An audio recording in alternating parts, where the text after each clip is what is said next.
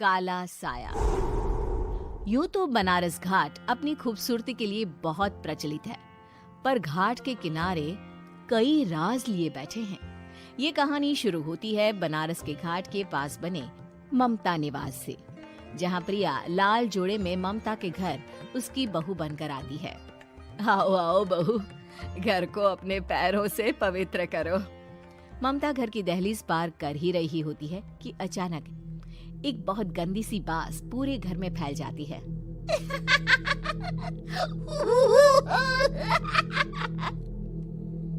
ये बदबू और ये आवाजें, ये कौन हंस रहा है माँ?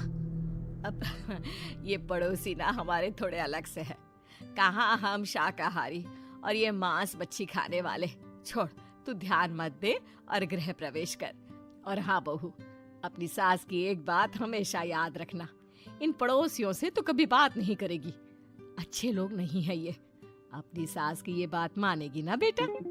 हाँ माँ, जो आपकी मर्जी, मैं उनसे बात नहीं करूंगी। अगले दिन प्रिया अपनी पहली रसोई बनाने रसोई घर में जाती है। ये छोकी बात तो नाक में जा रही है। एक काम करती हूँ, खिड़की खोल देती हूँ। प्रिया खिड़की खोलने जाती है।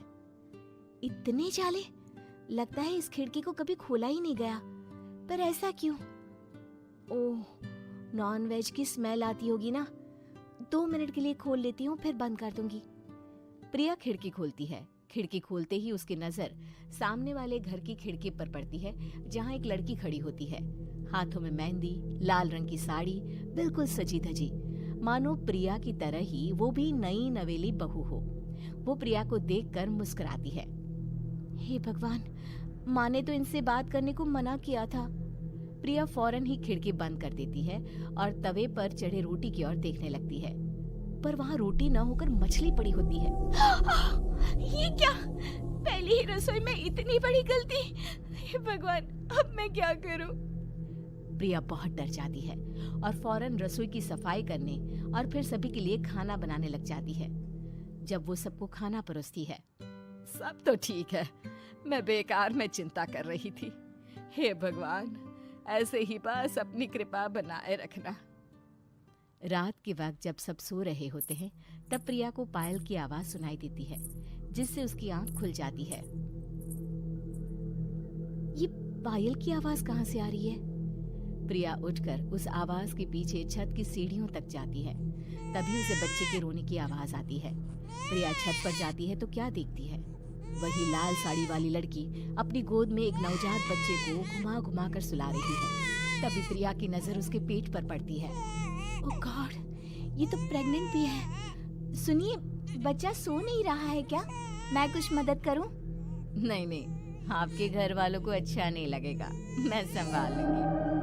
स्नेहा की गोद से बच्चा हाथ मारकर प्रिया की गोद में आने को छटपटाने लगता है। दोनों घर अगल बगल में बने होने के कारण प्रिया उस बच्चे को गोद में ले लेती है। प्रिया के पास आते ही वो सो जाता है। बच्चे का वो स्पर्श रात भर प्रिया भूल नहीं पाती और अगली सुबह वो छत पर कपड़े सुखा रही होती है। तभी उसे एक औरत इशारा करके बुलाती है। स्नेहा कह रही थी बाबू तुम्हारी गोद में आते ही सो गया। मैं गौरी, स्नेहा की माँ हूँ। बहू, घर आना, बाबू को खिला भी लेना। शाम को जब घर पर कोई नहीं रहता, बच्चे से मिलने के लिए प्रिया छिपकर अपनी पड़ोसन के घर चली जाती है और कुछ देर बच्चे को खिलाकर वापस लौट आती है। इसके कुछ दिन बाद ही प्रिया को पता चलता है कि वो माँ बनने वाली है।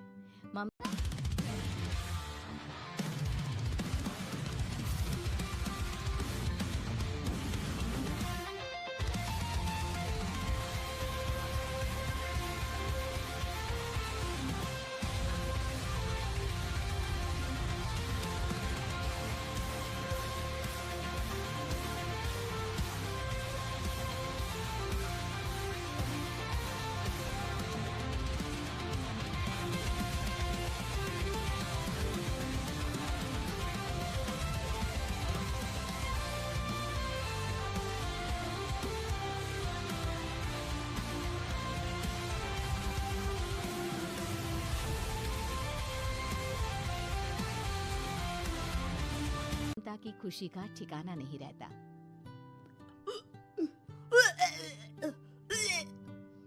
माँ जी, पता नहीं क्यों उल्टी आ रही है। प्रिया भागती हुई वॉशरूम में जाती है तो हरे और लाल रंग की उल्टी करती है। उस उल्टी में से कीड़े निकलते हैं। ये क्या? खून और ये कीड़े! माँ! माँ! प्रिया की आवाज सुनकर ममता दौड़ कर आती है, पर बेसिन में कुछ नहीं होता। प्रिया हक्की बक्की रह जाती है। ये सब क्या हो रहा है? प्रिया घबरा जाती है और अपने कमरे में जाकर सो जाती है। डर के कारण वो इतनी थक जाती है कि उसकी आंख लग जाती है। तब उसे ऐसा लगता है उसके पेट पर मानो कोई बैठा हुआ हो। कौन हो? प्रिया के पेट पर एक 5 महीने की बच्ची बैठी हुई थी जो बुरी तरह जली हुई थी। माँ, तुम ही मुझे लाई ना अपने पेट में? मैं तुम्हारी माँ नहीं हूँ। कौन हो तुम? माँ, देखो मैं जल गई बुरी तरह से। 6 महीने पेट में रहने को भी मुझे नहीं मिला। सहला दो ना माँ। बचाओ! बचाओ! माँ! ममता दौड़कर कमरे में आती है। प्रिया की बातें सुनकर वो सब समझ जाती है। तू कहीं बगल वाले घर में तो नहीं जाकर आई ना बहू? मुझे माफ कर दो, मैं गई थी माँ। उस घर में सब मरे हुए हैं बहू। कई साल पहले स्नेहा उस घर में बहू बनकर आई थी।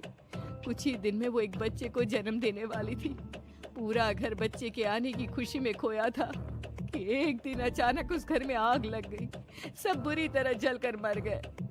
गौरी आज भी दादी बनने का इंतजार कर रही है और इसीलिए स्नेहा ने अपना अजन्मा बच्चा तुम्हारी कोख में डाल दिया। ममता ये कह रही होती है कि पीछे से उसके पैरों को एक बच्चा पकड़ लेता है।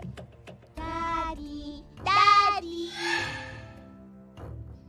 माँ, स्नेहा की गोद में यही बच्चा था। ये बच्चा कौन है फिर? तेरी मौत है। तेरी भी दादी। जिस चीज का ममता को डर था वही हो गया। ममता निवास के ऊपर मौत ने चादर बिछा दी थी। प्रिया का पेट ऐसे बढ़ जाता है मानो 9 महीने का हो। 2 हाथ उसके पेट से बाहर निकलते हैं। बहू, संतोष को फोन कर, किसी पंडित जी को बुला बहू। प्रिया का पति भागता हुआ घर आता है। ये तो होना ही था माँ। तेरा पाप तेरे सामने आ गया तो तू सह नहीं पा रही है। स्नेहा घर में आग लगी नहीं थी, माँ ने लगाई थी, प्रॉपर्टी की लालच में। और वो बच्चा मेरी पहली पत्नी का बच्चा है, मेरा बेटा, जो कि उस आग की चपेट का शिकार हो गया था। मैंने तुमसे ये सब माँ के कहने पर छुपाया था। मुझे माफ कर दो प्रिया। तुम अगर चाहो तो यहाँ से जा सकती हो। मैं तुम्हें किसी भी बंधन में रखना नहीं चाहता। मेरी शादी हुई है आपसे, मैं आपको छोड़ नहीं सकती, पर उससे पहले हमें स्नेहा, उसकी माँ और बच्चे की आत्मा की शांति करवानी होगी। संतोष और ममता गौरी के घर जाते हैं। अंदर सब कुछ जला हुआ होता है। जमीन पर जली हुई लाशें बिखरी हुई थी।